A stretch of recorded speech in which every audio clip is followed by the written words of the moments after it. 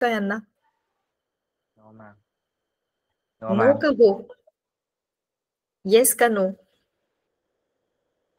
No. No.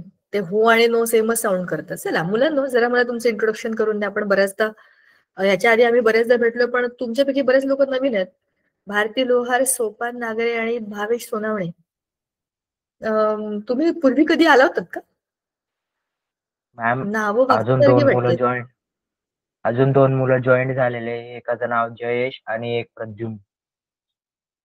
बर. ते माझे चला आता, कॉलेजचे. अच्छा तुझ्या कॉलेजचे आहेत. बरे, जरा जे लोक नवे आहेत, प्रथमेशला मी ओळखते, पण जे नवे लोक आहेत त्यांनी जरा तुमचं नाव सांगा मला, आणि जरा कॅमेरा ऑन करा, जरा मला बघायला मिळेल की कोण आहेत बरे सगळे नवे नवे लोक. आणि त्या थोडक्यात तुमची ओळख पण करून द्या, म्हणजे जर आपली ओळख होईल तरच अभ्यास करण्यात काहीतरी अर्थ आहे ना. नाही तर तुम्हाला काय माहिती की मी कोण आहे? मला काय माहित मी कोणाशी बोलतेय? कॅमेरा ऑन करा आणि जरा बघू द्या मला 11वी वाले कोण आहेत सगळे. सोपान नागरे, तुमचं नाव काय? माईक बंद आहे. काजल सोपान नागरे. काजल, बर, ओके. भारती लोहार.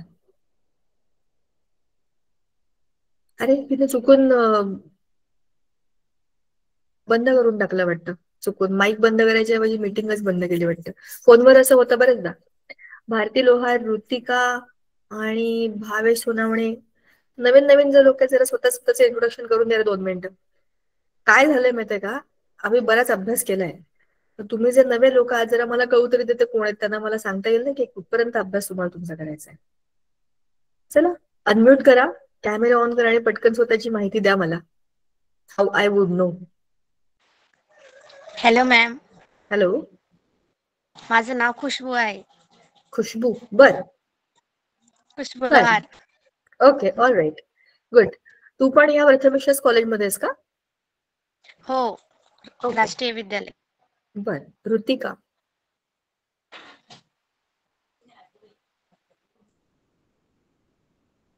प्रोफेसर किरण पाटील या नावाने कोण जॉईन झाले बरं? कोणी विद्यार्थी आहे का कोणी शिक्षक आहेत? शिक्षक आहे. बरं, नमस्कार. ऋतिका, आपण जरा आपला कॅमेरा ऑन करणार का? मॅम कॅमेरा तर नाही ऑन करणार, बट माझं नाव ऋतिका आहे. कॅमेरा का नाही ऑन करणार? मला कसं कळेल ऋतिका कोण आहे? ते शंकराचं चित्र आहे, डोक्यावर चंद्र आहे. नाही कशी नाही. दिसतेस का? मग मला कसं कळेल? हु आर यू? मग तुला तर मी दिसतेय. केमिस्ट्री कोणी घेतलं तुम्हाला काहीतरी आठवलं? हा, असं असं कोणतरी घेतलं होतं. मला काय माहित ऋतिका कोण आहे. आता या 2-3 जणांना मी प्रथमेशला मी आधी पण 2-4दा बघितलं. हॅलो, हाय. चला, एवढं टेन्शन घेण्यासारखं काही नाहीये. आपण सगळे आपापल्या घरात बसूनच अभ्यास करतोय, त्याच्यामुळे इट्स ओके. तो कम्फर्ट आहे उलट सगळे आपल्याला. फॅमिलियर आहोत, त्यामुळे काही अडचण नाहीये. सगळे आपण फॅमिलियर आहोत, त्यामुळे सगळे बऱ्याच मुलांना मी आज पहिल्यांदा भेटते, म्हणून मला जरा त्यांची ओळख करून घ्यायची होती. जितकं इंटरॅक्टिव्ह क्लास होईल तितकं बरं होईल. नाही तर आपलं मी प्रवचन देईन, तुम्ही आपले झोपून जाल आणि मग शेवटी अभ्यास कराल, ह्याला काही अर्थ नाहीये. जितकं आपण एकमेकांशी बोलू, तुम्ही उत्तर द्याल, मी प्रश्न विचारेन, किंवा तुम्ही प्रश्न विचारा, मी उत्तर देईन, तितकं आपलं जरा 11वीचा अभ्यास चांगला ऍक्टिव्ह राहील. नाहीतर मग आहेच 11वी. चला, ह्याच्या आधी बऱ्याचदा आम्ही जेव्हा भेटलोय, म्हणजे मागच्या टर्मच्या आसपास, मागची टर्म जेव्हा सुरू होती आणि जोपर्यंत संपली दिवाळीच्या सुट्टीपर्यंत आमचे 4 धडे झाले. आम्ही 5व्या धड्यावरती, हो ना प्रथमेश, लक्षात आहे ना? 5व्या धड्यावरती आहे आम्ही आता. आणि त्या धड्यामध्ये भरपूर काही काही आहे. तर जरा झटकन पटकन बघू आपण आणि मग अभ्यासाला लागू. डोंट वरी, प्रत्येक वेळेला आपण एवढा टाइमपास करणार नाहीये. आज पहिल्यांदा भेटतोय म्हणून आणि तुम्हाला कळावं म्हणून की काय करतोय आपण. तर बघा, हा जो पहिला, दुसरा, तिसरा, चौथा धडा होता, ते कसं असतं माहितीये का? जेव्हा आपण ना, तुम्हाला मी असं एक उदाहरण सांगते. जेव्हा तुम्ही तुमच्यापैकी कोणी कधी 4 व्हीलर चालवली आहे का? म्हणजे कार चालवली आहे का कोणी तुमच्यापैकी? बरं, नो कोणतरी मॅम. हँड रेस केलाय वाटतं. चालवले मॅम. कोणी चालवली आहे बरं? नो. बरं, तुमच्यापैकी कोणी सायकल. कधी सायकल चालवली आहे का? बरं, तुमच्यापैकी किती जणांनी सायकल चालवलेली आहे? सायकल.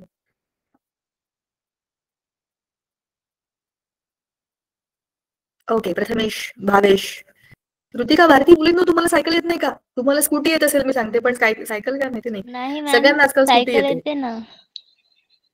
मग हँडल्स कर ना, बाकीच्या मुलांना. मॅम थोडा नेटवर्कचा काय? इश्यू आहे वाटतं, आवाज क्लिअर येत नाही तुमचा. माझा आवाज नीट येत नाहीये? मला तर बाकी कोणाला येत नाहीये का रे? मला सांगा, नाही तर मग माझा मी कॅमेरा बंद करेन. बरं, सांगायचा मुद्दा असा आहे, मी तुम्हाला ह्याच्याकरता विचारलं, जेव्हा पहिल्यांदा आपण सायकलवर बसतो ना, आपल्याला हेच कळत नाही, पायडलवर पाय ठेवू का, बॅलन्स करू का, सायकल पडतेय का, मी पडतेय का, काय होतंय, समोर बघू का बाजूला बघू. आणि जर तुमच्या सायकलला आरसे असतील तर मग आरशात बघू का पुढे बघू. असंच पहिल्यांदा जेव्हा आपण स्कूटी चालवतो तेव्हा आपल्याला सायकलचा अंदाज असतो आणि मग स्कूटी, बाईक ह्याच्यामध्ये ते कळत नाही, आणि फोर व्हीलर मध्ये तर clutch brake, clutch brake, clutch brake आणि ऍक्सिलरेटर, या सगळ्यामध्ये माणूस अडकून जातो. पण जसं जसं आपल्याला समजतं की हे आपल्याला येतंय, तर मग आपण पुढचा जो प्रवास आहे आपल्या 5व्या गिअरवर पण करू शकतो.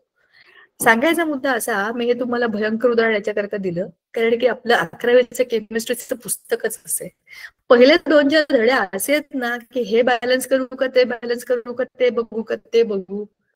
पण जर तुम्हाला एकदा समजलं ना की अरे हे सगळं केमिस्ट्री मध्ये आहे,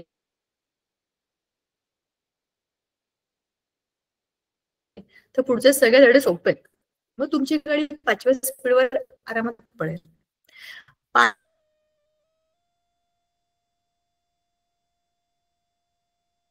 5वा धडा जो आहे तो केमिकल बॉन्डिंग आहे. त्याच्या आधी 4थ्या धड्यामध्ये त्याची बरीच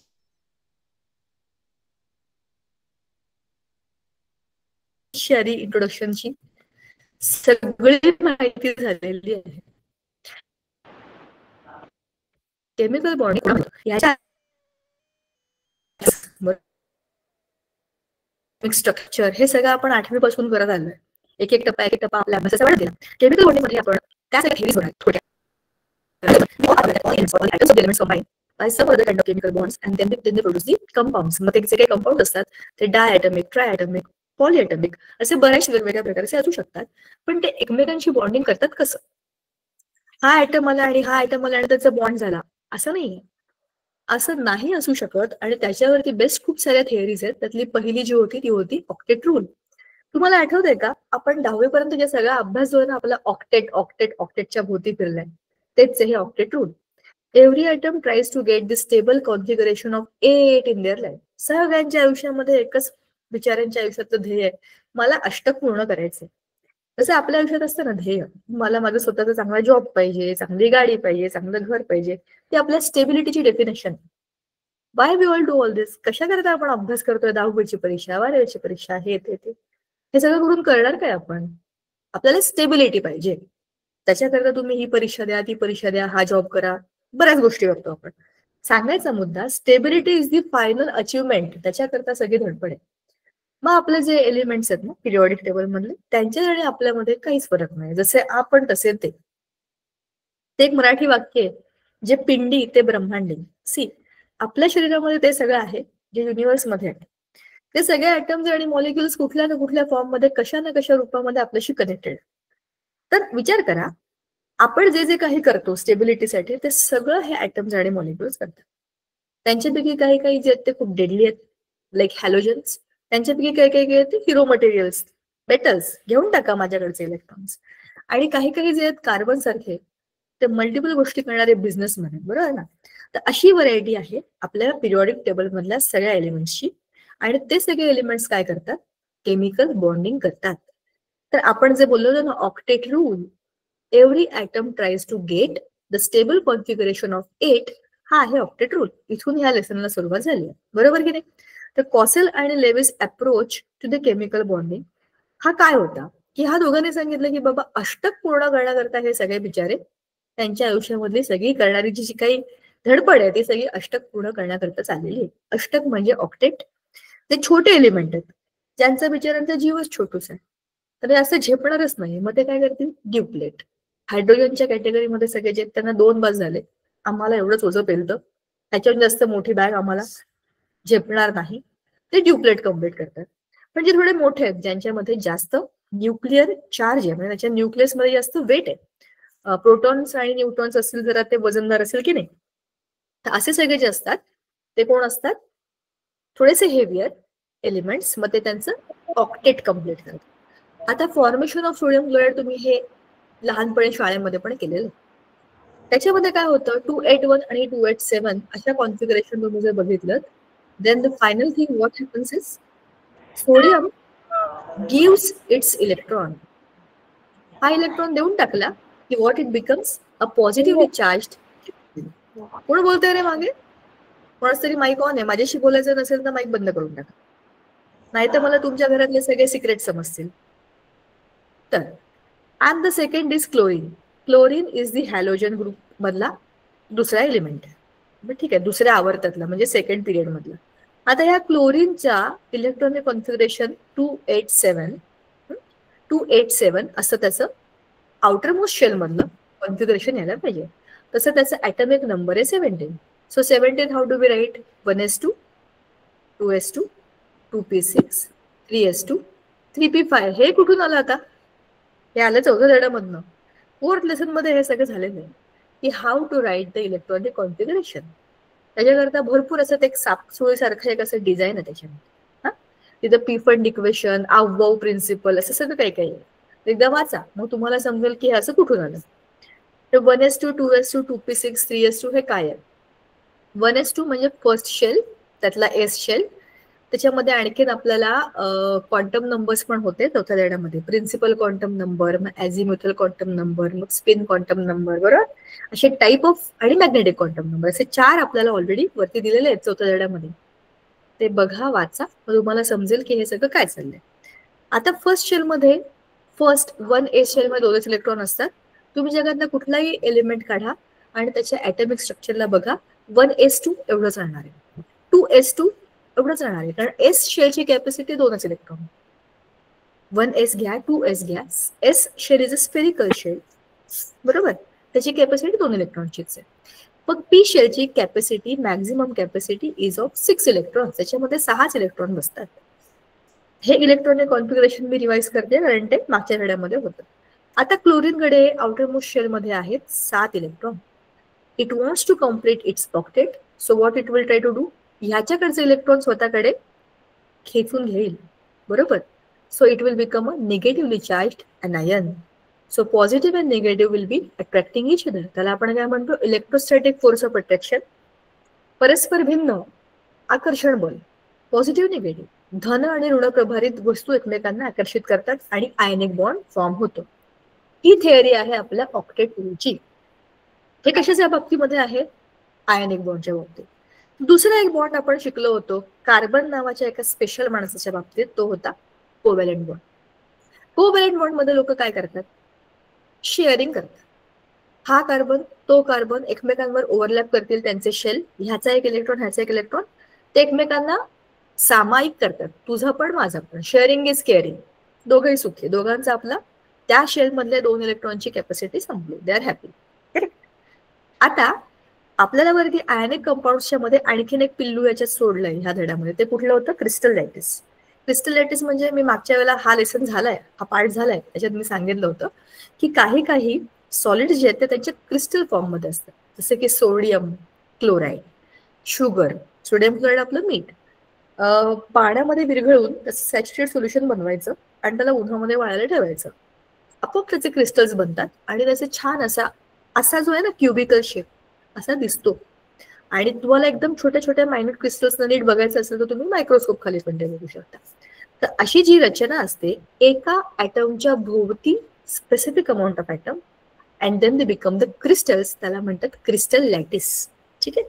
आता क्रिस्टल लॅटिसची enthalpy, ionic solids and crystal lattice enthalpy, हा पार्ट पण आपला मागच्या वेळेला झालेला आहे, बरोबर. लॅटिस एन्थॅल्पी ते बनण्याकरता किंवा त्याला ब्रेक करण्याकरता तुम्हाला काहीतरी विशिष्ट अमाऊंट ऑफ एनर्जी लागते की नाही, ती आहे ती एन्थॅल्पी. मग आहे कोव्हॅलेंट बॉन्ड. कोव्हॅलेंट बॉन्ड मध्ये मी तुम्हाला मगाशीच म्हटलं there is a overlap of the shells, बरोबर. ते शेल्स एकमेकांवर ओव्हरलॅपिंग करून काय करतात? एकमेकांचे सिंगल सिंगल इलेक्ट्रॉन एकमेकांबरोबर सामायिक करतात, म्हणजे शेअर करतात. And the one line in a bond shows 2 electrons. म्हणजे ह्याचा इलेक्ट्रॉन ह्याचा इलेक्ट्रॉन बनवून एक बॉन्ड बनलेला. अशा पद्धतीने हे आहेत आपले कोव्हॅलेंट बॉन्ड्स. आणखी एक प्रकारचा बॉन्ड असतो तो आपल्याला नंतर येणारच आहे. आता formation of H2 molecule H2O CCl4 हे मागच्या डिस्कशन मध्ये झालेत म्हणून मी आता फास्ट फॉरवर्ड घेते. पुढचं डिस्कशन आपण आरामात व्यवस्थित बघणार आहोत. See all these examples are showing you the covalent bonding. The central oxygen is bonded with 2 hydrogen by the covalent bond. CCl4 हा कसा बनला होता हे आपल्याला 10वी मध्ये होतं. CH4 is the methane molecule, right? या मिथेन मॉलिक्यूलला सनलाइटच्या काय म्हणतो आपण सनलाइटच्या प्रेझेन्स मध्ये काय होतं, एक एक हायड्रोजन त्यातला निघून जातो आणि CCl4 हा एक वेगळा कार्बन कंपाऊंड बनतो. See carbon has a tremendous capacity of making different type of compounds. त्यातला हा एक एक्झाम्पल आहे. Formation of multiple bonds. Again saturated unsaturated carbon जेव्हा आपण बघितलं होतं तेव्हा आपण हे पाहिलं होतं डबल बॉन्ड ट्रिपल बॉन्ड. हे आपल्या 10वीला ऑलरेडी झालेलं आहे. पण असं काही गरजेचं नाहीये की सगळे डबल आणि ट्रिपल बॉन्ड फक्त कार्बन बनवतो. There are other elements also which can make double and triple bonds. For example nitrogen N2 गॅसमध्ये आहे आणि O3 इज ओझोन मॉलिक्यूल. ओझोनच्या मॉलिक्यूलमध्ये 2 ऑक्सिजन एकमेकांना डबल बॉन्डने आणि तिसरा मधल्याला सिंगल बॉन्डने असे अटॅच असतात. So there is double bond between oxygen as well nitrogen. Double bond आहे. प्रत्येकाला स्टेबिलिटी हवी आहे. कार्बन सारखे बाकीचे पण हुशार आहेत. कार्बनची स्पेशालिटी अशी आहे, कार्बन काय करतो, लांबच्या लांब catenation, the longest chains possible, stable chains possible are of carbon. बाकीचे करत नाहीत का? करतात. सगळ्यांमध्ये थोडासा आगाऊपणा असतो. काही लोकांचा दिसतो, काही लोकांना दिसत नाही. Steps to write the Lewis dot structure हे आपण ऑलरेडी शाळेमध्ये केलेलं आहे, बरोबर ना? कसं आहे आता हे लेविस डॉट स्ट्रक्चर काढायचं? एक लाईन म्हणजे 2 इलेक्ट्रॉन. आपण जर याचे स्टेप्स वाचले so that we will get to know की काय काय मुद्दे आपल्याला लक्षात घ्यायचे.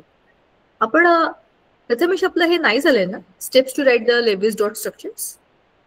एक minute, let me cross check. पुढचा मुद्दा काय आहे? फॉर्मल चार्ज झाला होता. ही आपला फॉर्मल चार्ज झाला होता. फॉर्मल चार्ज पर्यंत आपलं काम झालेलं आहे मागच्या वेळेला. आता पुढचं बघूया. Limitation of octet rule. इथून आपण सुरुवात करणार आहे आज. बरं, मागच्या वेळेला खूप दिवस झालेत मागचे लेक्चर घेऊन, त्याच्यामुळे बऱ्याच गॅप पडलाय. सो आता पुढचं जे ते आपण कंटिन्युएशन मध्ये लक्षात ठेवूया. Limitation of octet rule. हा ऑक्टेट रूल तर खूप चांगला रूल आहे. हा आपण बऱ्याच अंशी खूप ठिकाणी वापरतो, but still it is not complete. तुम्हाला हे तुमच्या 10वीच्या 8वीच्या 9वीच्या पुस्तकामध्ये सुद्धा कळलं असेल. One theory is given, others ask the question to the theory and the theory has many loopholes. जे की कम्प्लीट नाहीये, असं कळतं की अच्छा हे बरोबर नाहीये, ते कम्प्लीट नाहीये, ते असायला पाहिजे. त्या सगळ्या असतात ड्रॉबॅक्स किंवा लिमिटेशन्स. ऑक्टेट रूल किती चांगला आहे, साधा सोपा सिंपल, पण त्याच्या काय लिमिटेशन्स आहेत ते बघूया. Octet rule does not explain stability of some molecules. For example, this rule is based on inert behavior of noble gases which have their octet complete. That is, they have 8 electrons in their valence shell. तुम्हाला आठवत असेल, सगळ्यांना आठवत नसेलच कारण काहीच मुलं मागच्या वेळेला होती.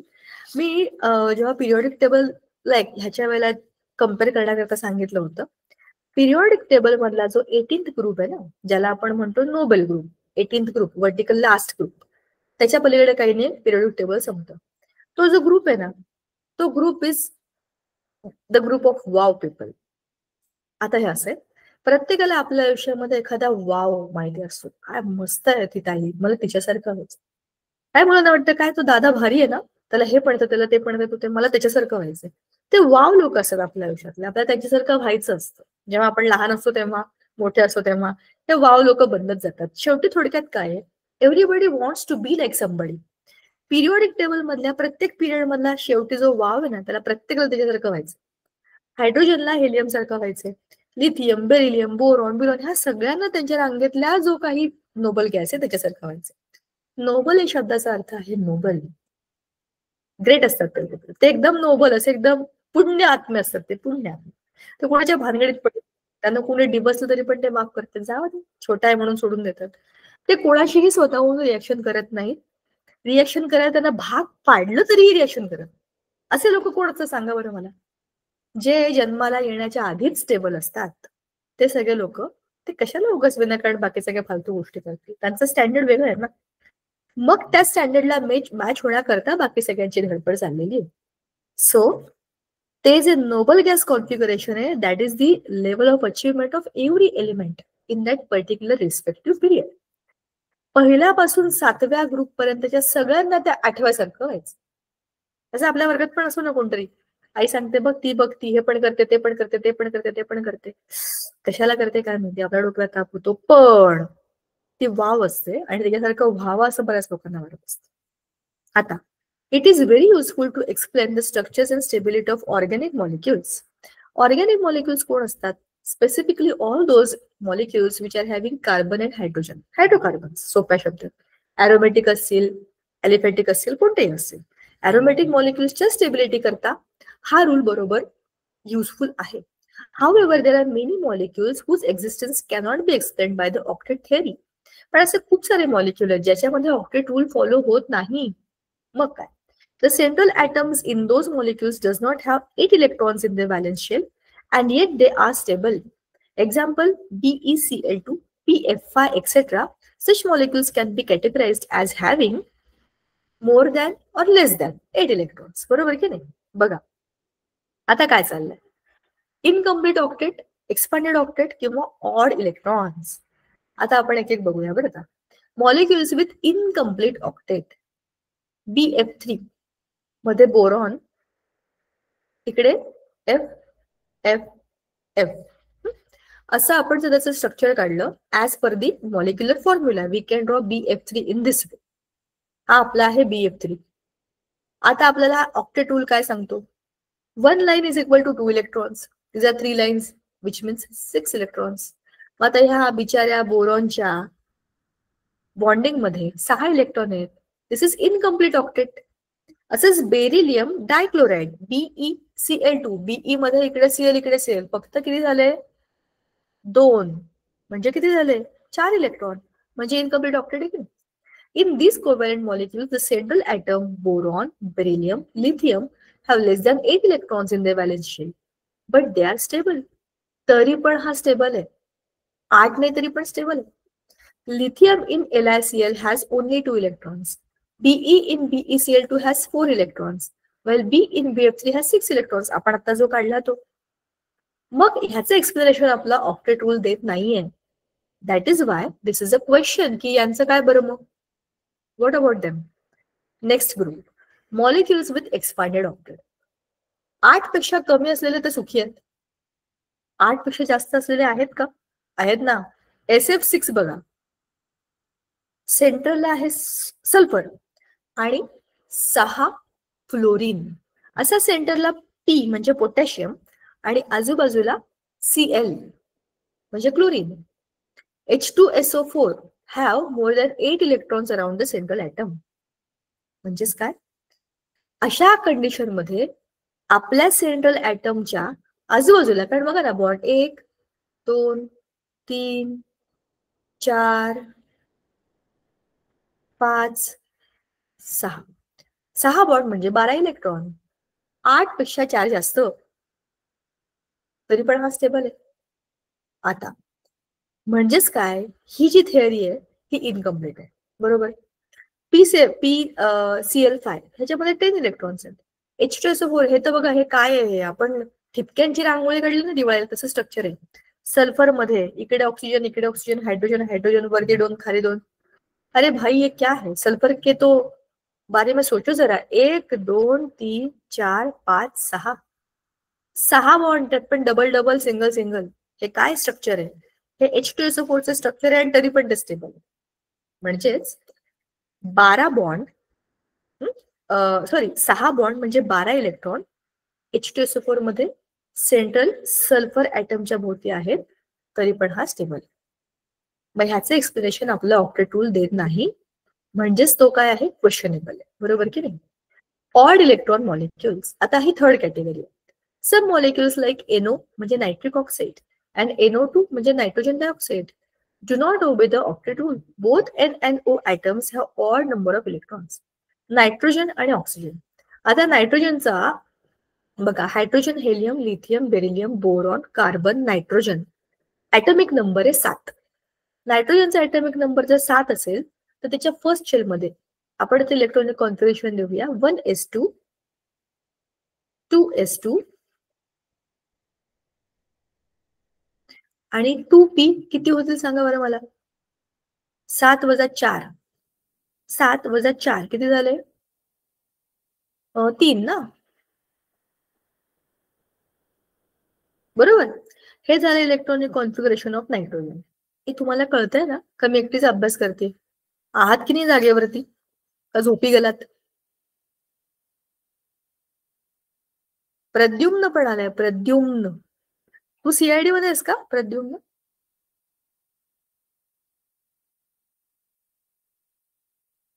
काय माहिती, माईक पण ऑन केला नाही. नो ना का हो? तुमचं नो आणि हो सेमच ऐकू येतं बरं का मला. तुम्ही सगळं हो नाही असं म्हणा, म्हणजे मला नीट समजेल. बरं चला, नो, ओके. पण जाऊ शकतो सर, असं काही नाही. तुझं केमिस्ट्री चांगलं असेल तर you can go to that lab, CID वाली लॅब.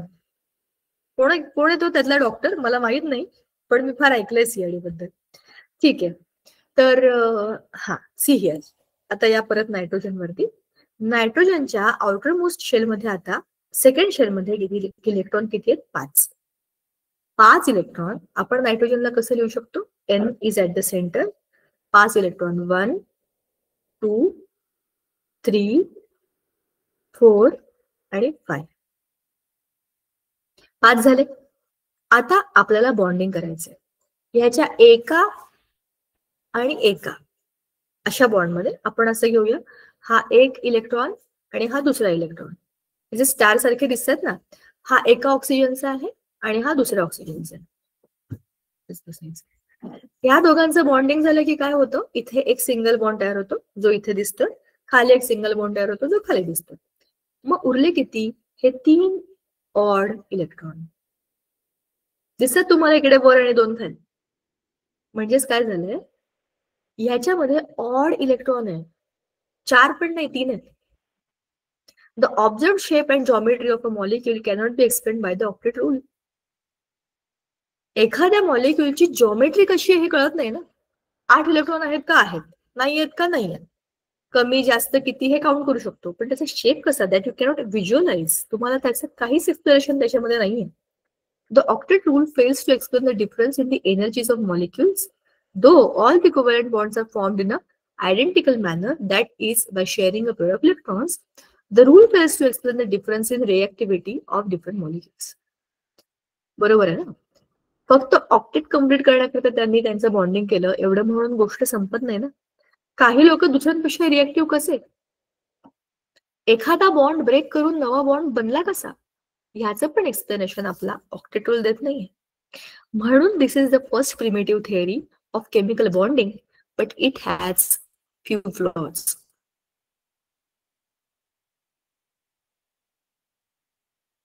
मग त्याला कम्प्लीट करण्याकरता नवी थिअरी. आपल्या आधी आहे ना, 150 वर्षापूर्वीपासून लोकांनी सो दुसरी थिअरी आहे valence shell electron pair repulsion theory. Valence shell electron pair repulsion theory. Common sense आहे. व्हॅलेन्स शेल या शब्दाचा अर्थ आहे outer most shell. Electron pair. Ma'am आवाज व्यवस्थित येत नाहीये. म्हणजेच काय, 2 बरोबर. आणि मी थोडा वेळ माझा कॅमेरा बंद मॅम नेटवर्क करू. मला असं वाटतं मला थोडा नेटवर्क प्रॉब्लेम आहे. So I just stop my camera. हो आता व्यवस्थित येत. I don't know. थँक्यू मुली, मला पटकन सांगितल्याबद्दल धन्यवाद, नाही तर मग गडबड झाली असते. हा, आपण बोलतोय valence shell electron pair repulsion theory बद्दल. व्हॅलेन्स शेल म्हणजे काय, outer most shell. Electron pair म्हणजे 2 इलेक्ट्रॉन्स. इलेक्ट्रॉन मध्ये रिपल्शन असतं आणि एका 2 इलेक्ट्रॉन्स असतात. 2 एकसारख्या चार्जच्या वस्तू एकमेकांसमोर आले की ते काय करतील, रिपल्शन करतील. एवढा सोपा याचा अर्थ आहे. आता जरा समजून घेऊया की ही थिअरी काय. Properties of substances are dependent on the shape of molecules.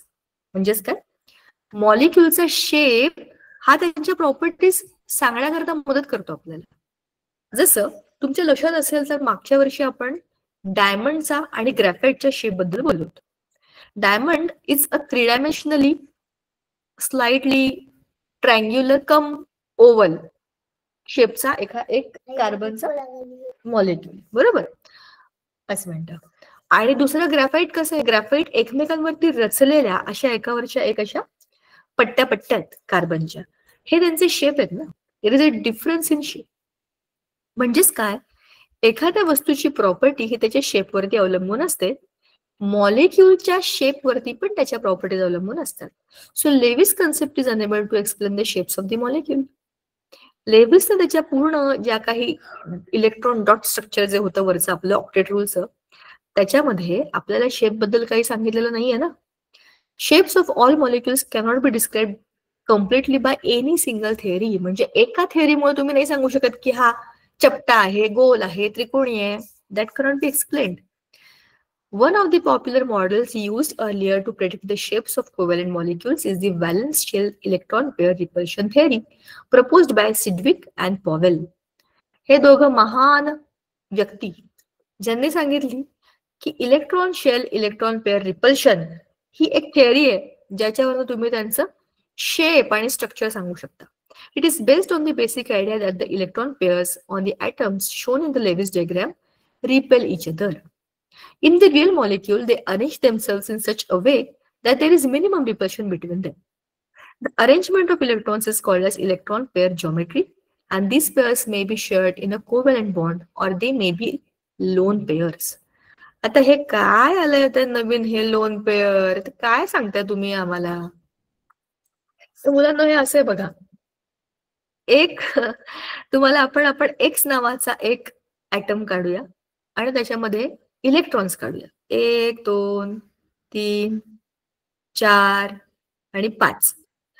तुमच्या लक्षात असेल तर नायट्रोजन असाच काढला होता आपण. आता जरा मोठे करते काय मी, हे डॉट हे इलेक्ट्रॉन आहेत. 1 2 3 4 आणि 5. आता कसं आहे बघा, हे दोघं जण पेअर, हे दोघं जण पेअर आणि हा सिंगल इलेक्ट्रॉन, बरोबर. असं आपण याचं कॅटेगरायझेशन करू शकतो. पण लोन पेअर, बॉन्ड पेअर आणि फ्री इलेक्ट्रॉन अशाही आपण त्याच्या कॅटेगरीज करू शकतो. तर हे काय असतं जरा समजून घ्या. such a way that repulsion between them is minimum. The molecules acquire minimum energy and maximum stability. कशामुळे, जेव्हा एकमेकांना एकसारखे हे इलेक्ट्रॉन आहेत आणि हे इलेक्ट्रॉन आहेत एकमेकांना दूर ढकलतील ना, जेव्हा त्यांच्यातलं अंतर स्टेबल असेल तेव्हा तो मॉलिक्यूल पण स्टेबल होईल. Loan pair of electrons also contribute in determining the shape of the molecule. Lone pair म्हणजे एक अशी पेअर जी बॉन्डिंग मध्ये भाग घेत नाही पण ती त्या ऍटमच्या डोक्यावरती असते तुऱ्यासारखी. आता तुम्हाला दिसतील खाली आपण जेव्हा स्ट्रक्चर्स बघू तेव्हा असे जे दिसतात ना भूतासारखे, ते लोन पेअर असतात. Repulsion of other electron pairs by the lone pair stronger than that of the bonding pair. बघा, लोन पेअरचं जे रिपल्शन आहे हे स्ट्रॉंगर आहे बॉन्ड पेअर पेक्षा. आता बॉन्ड पेअर काय, लोन पेअर काय, टेन्शन घेऊ नका, सगळं येणार आहे खाली. आता लोन पेअरचं रिपल्शन, अशी एक लोन पेअर आणि खाली एक लोन पेअर असं असेल ना, तर समजा की ह्या दोघांचं रिपल्शन म्हणजे एकमेकांना दूर ढकलण्याची तीव्रता ही जास्त आहे than loan pair bond pair. एक लोन पेअर आणि एक बॉन्ड पेअर, इकडे बॉन्ड आहे ना त्याच्यामध्ये 2 इलेक्ट्रॉन आहे, साधा बॉन्ड, यांचं पण रिपल्शन होईल पण हे जरा बरं असेल. आणि त्याच्याहूनही कमी आहे बॉन्ड पेअर म्हणजे इकडे आणखीन 2 डबल बॉन्ड जर मी घेतले त्या दोघांचे रिपल्शन कमीत कमी आहे. बॉन्ड पेअर लोन पेअरचं नंबर 2 आणि बॉन्ड पेअर आणि लोन पेअर हायेस्ट, बरोबर ना. Because this electron pair is under the influence of only one nucleus while the bonded pair is shared between 2 nuclei. Thus the number of lone pair and bonded pair of electron decide the shape of the molecules. म्हणजे आपल्या मॉलिक्यूलचा shape आता ठरवणार कोण आहे, lone pair आणि bond pair. कळलं का? Lone pair आणि बॉन्ड पेअर हे सगळे मिळून ठरवणार की आपल्या मॉलिक्यूलचा शेप आता कसा असेल. जसं असतं की नाही, आपल्या घरामध्ये एखाद्या बाळाचं नाव ठेवायचं असतं, सगळ्यांना आपलं आपलं मत मांडायचं असतं. लोन पेअर असतील नाही तर बॉन्ड पेअर असतील. थोडक्यात कोणीही त्याच्यामध्ये असू शकतं. ते सगळेजण आपापलं मत सांगणार आणि मग त्याचा शेप बनवणार. Molecules having no lone pair of electrons have a regular geometry. म्हणजे काय, ज्या मॉलिक्युल्स मध्ये लोन पेअर नाहीये त्यांची जॉमेट्री ही रेग्युलर आहे, म्हणजे नॉर्मल आहे. पण एक जरी लोन पेअर आली ना तरी पण त्याची जॉमेट्री डिस्टर्ब होते. बघा आता तुम्हाला समजेल की लोन पेअर, बॉन्ड पेअर हे कसे असतात. खाली आपल्या चित्रामध्ये आहेत का कुठेतरी? नाही, हे तर हायब्रिडायझेशन आहे. ठीक आहे, वरतीच बघूयात आपण. I will tell you what it is, don't worry. बघा आता टेबल समजून घ्या. Number of electron pairs. Electron pairs 2 electron pair आहे. हा आहे कार्बन, ऑक्सिजन आणि ऑक्सिजन. कार्बन डायऑक्साईड हा गॅस तुम्हाला माहितीये, आपण एक्सेल करतो तेव्हा कार्बन डायऑक्साईड रिलीज करतो. ही आहे लिनियर जॉमेट्री. लिनियर जॉमेट्री म्हणजे एका लाईन मध्ये, एका रेषेत आहेत ना सगळे, 180 डिग्री मध्ये आहे. आता याच्यामध्ये काय आहे, रेग्युलर जॉमेट्री. ह्याचे एक्झाम्पल काय आहेत, BeBr2 CO2 मध्ये कार्बन आहे. त्या कार्बनला काहीच त्रास नाहीये, 4 बॉन्ड असतात त्याचे, बरोबर आहे. कुठला काही लोन पेअर नाही, काही नाही, शिस्तीत चाललंय सगळं. याच्यात नो लोन पेअर इलेक्ट्रॉन्स आहेत, तुम्हाला दिसतात सगळीकडे. हे पद्धतशीर जॉमेट्री चालणार आहेत. आता दुसरा आहे ट्रायगोनल. पहिला लिनियर बघितला, आता दुसरा आपण बघतोय BF3 मध्ये बोरॉन आणि बाजूला 3 क्लोरीन, फ्लोरीन, हायड्रोजन असे कोणतेही तुम्ही 3 एलिमेंट्स बाजूला टाकले तर 120 डिग्रीचे सेंट्रल ऍटमच्या आजूबाजूला 3 अँगल बनतात. याला म्हणतात ट्रायगोनल प्लेनर. एका प्लेन मध्ये असलेले ट्रायगोनल म्हणजे काय, त्रिकोण बनतील असे, बरोबर. मग आहे टेट्राहेड्रल. टेट्राहेड्रल ही regular geometry. Centrally placed carbon आणि हे 4 हायड्रोजन जे आहे आपल्या मिथेन मध्ये किंवा NH4 मध्ये, CiCl4 मध्ये, मध्ये एक ऍटम आणि आजूबाजूला 4 ऍटम. त्याला म्हणतात टेट्राहेड्रल जॉमेट्री. 4 असतात, सगळ्यांचा अँगल बरोबर असतं, कोणीही कोणाला त्रास देत नाही. मग आहे ट्रायगोनल बायपिरॅमिडल. ट्रायगोनल बायपिरॅमिडल 5 लोकांसाठी, सेंटर मध्ये 1 आहे आणि आजूबाजूला 5 आहे.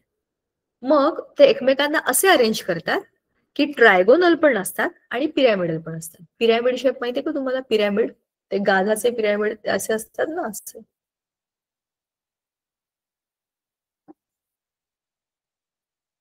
पिरॅमिड शेप काइंड ऑफ अशी जी रचना असते ती ट्रायगोनल बायपिरॅमिडल.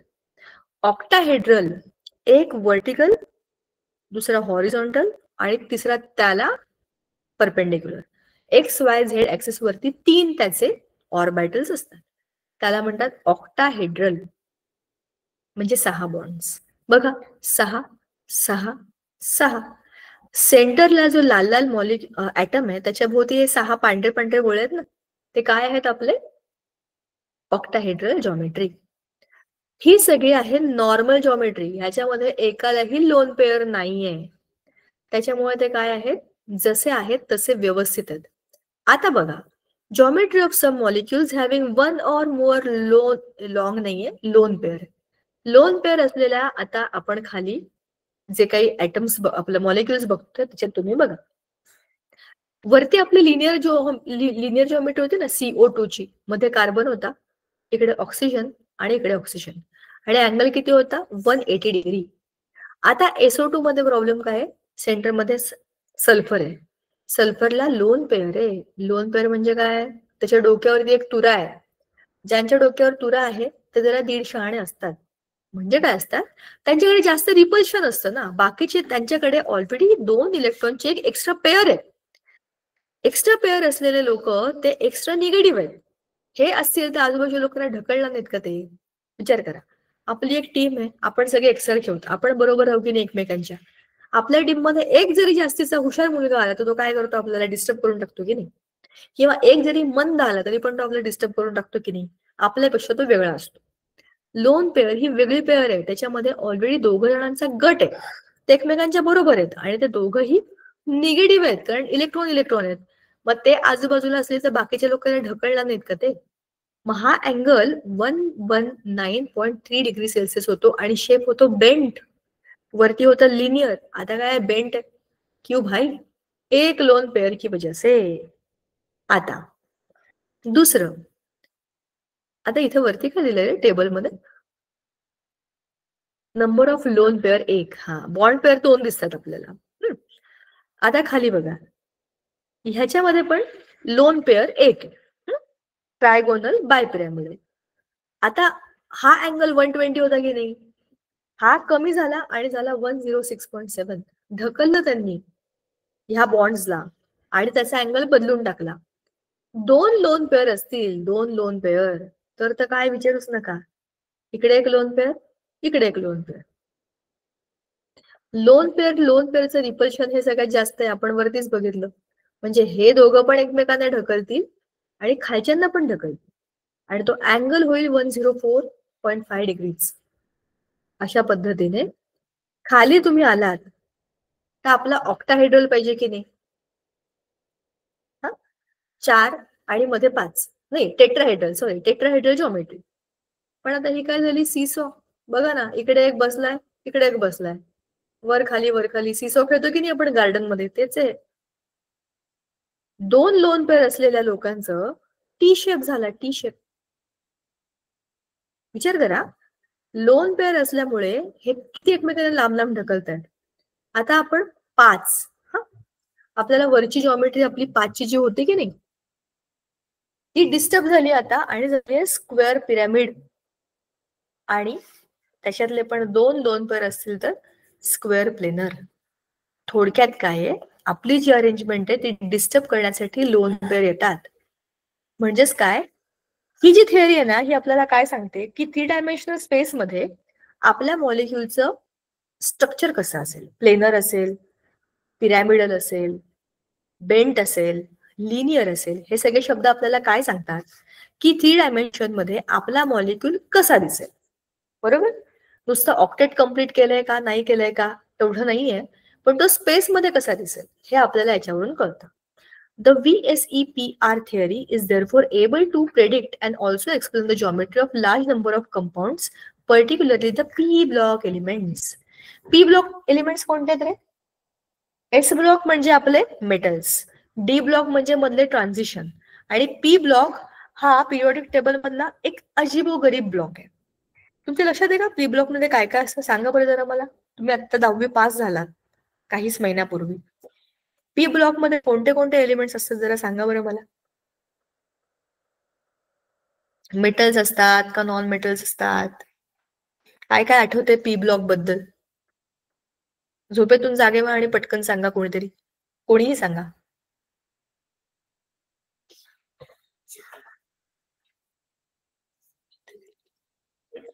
कमाल करताय राव. आहात की नाही? का मी एकटीच 11वीचा अभ्यास करते केमिस्ट्रीचा?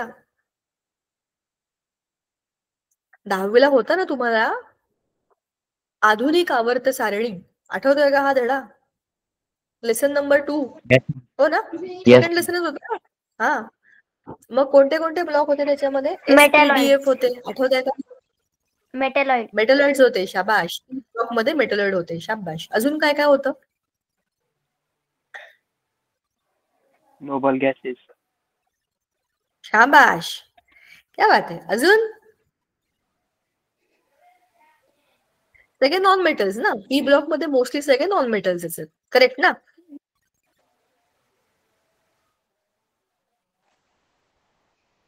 हो ना? नाही, त्याच्यामध्ये थोडे मेटल आहेत, थोडे नॉन मेटल आहेत, मेटलॉइड्स आहेत, नोबल गॅसेस आहेत. सगळीच्या सगळी कॅटेगरी तिकडे आहे, म्हणूनच तो स्पेशल ग्रुप आहे पी ब्लॉक. आता आपल्याला काय सांगितलंय, पी ब्लॉक एलिमेंट्सच्या मॅक्झिमम सगळ्या कंपाऊंड्सना एक्सप्लेन करण्याकरता ही थिअरी उपयोगी आहे. कारण की ही थिअरी मदत करते ना 3D मध्ये आपले मॉलिक्यूल कसे आहेत ते सांगायला. Let us explain the bond angle in NH3 and H2O. Bond angles in NH3 and H2O हे आता आपल्याला एक्झाम्पल्स आहेत. अंडरस्टँड काय काय करायचं त्याच्यामध्ये. NH3 म्हणजे ammonia, Expected geometry is tetrahedral and bond angle is 109.28 degrees. Central nitrogen atom has in all 8 electrons in its valence shell, out of which 6 are involved in forming 3 NH covalent bonds. The remaining pair form the lone pair. बघा हा तो nitrogen आहे वरचा आपण जो काढला होता ना 5 इलेक्ट्रॉन वाला, त्याच्यात 3 इलेक्ट्रॉन्स बॉन्ड केला आणि जे 2 उरले त्यांनी लोन पेअर बनवली. तर लोन पेअर बॉन्ड पेअर आणि बॉन्ड पेअर बॉन्ड पेअर. बरोबर, ह्याच्यात लोन पेअर 2 नाही आहेत. म्हणजे रिपल्शनच्या स्टेज मधली पहिली काय असणार आहे, लोन पेअर बॉन्ड पेअर, आणि मग काय येणार, बॉन्ड पेअर बॉन्ड पेअर. आता स्ट्रक्चर काढलंय इथे, कुठे खाली काढलं असेल. हा, the lone pair bond pair repulsions are stronger and the bonded pair are pushed inside, thus reducing the bond angle to 107.18 degrees and shape of the molecule becomes pyramidal. अमोनियाचा जो shape आहे तो पिरॅमिडल का आहे, कारण त्याच्यामध्ये एक ammonia आहे ना, हा याच्यामध्ये एक लोन पेअर आहे. सी इथे दिसते बघा लोन पेअर. लोन पेअर मध्ये स्वतः त्यांचा एक ग्रुप बनलेला असतो. माझ्याच ऍटम मधले माझेच इलेक्ट्रॉन मी माझी एक पेअर बनवून घेईन, बाकी तुम्हाला देखलो भैया. नायट्रोजनच्या व्हॅलेन्स शेल मध्ये 5 इलेक्ट्रॉन आहेत ना, तर ह्याचा एक, ह्याचा एक, ह्याचा एक, हे 3 इलेक्ट्रॉन इकडे आहेत आणि हे दोघं बघा स्वतःशी त्यांनी युती करून घेतली आणि त्यांनी स्वतःचाच एक स्वतंत्र पक्ष स्थापन केला. तो आहे लोन पेअर पक्ष. लोन पेअर पक्ष स्वतःच 2 भाऊ आहेत ना, ते भावाभावांचा पक्ष आहे, बाकी सगळ्यांना त्रास देणार असो, ढकललं त्याने बाकीच्या लोकांना. म्हणजेच काय झालं, जे की तुमचं असं स्ट्रक्चर असायला पाहिजे होतं ना, ते डिस्टर्ब झालं आणि ते ढकललं गेलं, कारण इथे आगाऊ डोक्यावरती तुरा आला लोन पेअरचा. ठीक आहे, म्हणजेच स्ट्रक्चर हॅज चेंज्ड. आता पाण्याचं पण बघा ना, H2O मॉलिक्यूल, सेम केस. H2O ऑक्सिजनला तर 2 लोन पेअर आहेत बघा, इकडे एक लोन पेअर, इकडे एक लोन पेअर. 2 लोन पेअर ढकलणार म्हणजे बाकीच्यांचा अँगल कमी होणार नाही का. ह्याचा शेप असा आणि याचा शेप बघा कसा आहे, झुकलेला खाली. म्हणजेच काय, याच्यामधल्या रिपल्शनमुळे H2O मॉलिक्यूल मध्ये सुद्धा आपल्याला शेप चेंज झालेला दिसतो. The central atom oxygen has 6 electrons in its valence shell. On bond formation with 2 hydrogen atoms, there are 8 electrons. Out of these, 2 pairs are bonded pairs and 2 are lone pairs. बरोबर की नाही? Due to lone pair repulsion, the lone pairs are pushed towards the bond pairs and bond pair lone pair repulsion becomes stronger, thereby reducing the HOH bond to 104.35 degrees. 109 असायला पाहिजे. अमोनियामध्ये तो 107 झाला, कारण काय, एकच लोन पेअर आहे. ह्याच्यामध्ये तो आणखीन कमी झाला आणि 104 झाला. का बरं, इकडे 2 लोन पेअर आहेत. जितक्या लोन पेअर वाढतील तितका तुमचा अँगल कमी कमी होत जाईल, कारण ते ढकलतील ना. आणि tetrahedral geometry. Now advance theories of bonding. इथे आपण आज थांबूया. The Kossel and Lewis approach to chemical bonding is the first step in understanding the nature of chemical bond. That was your octet rule. More advanced theories of bonding were put forth to account for the newly discovered properties of compounds in the light of quantum mechanical theory of atomic structures. Quantum mechanics हा आपल्या केमिस्ट्रीचा एक भाग आहे. ते quantum physics मध्ये पण येतं बरं का. Quantum is the concept which is there in physics also.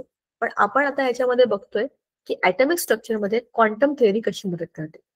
To important approaches are VBT and molecular orbital theory, MOT. ते आपण पुढच्या वेळेला बघूया.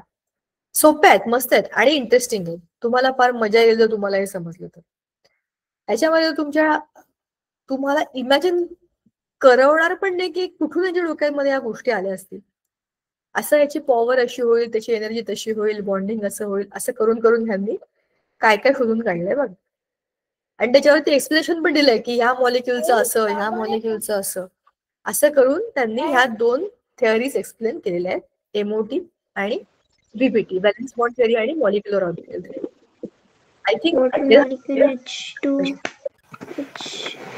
H bond.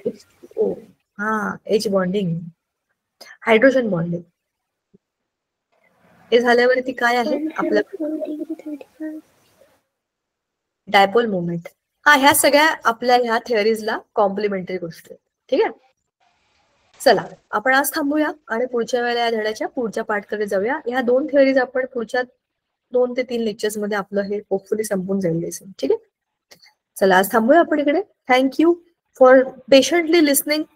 I understand listening chemistry is almost being like a patient, but still, let us hope for the best. भेटूया पुढच्या वेळेला. Thank you so much. Thank you Anmol ma'am.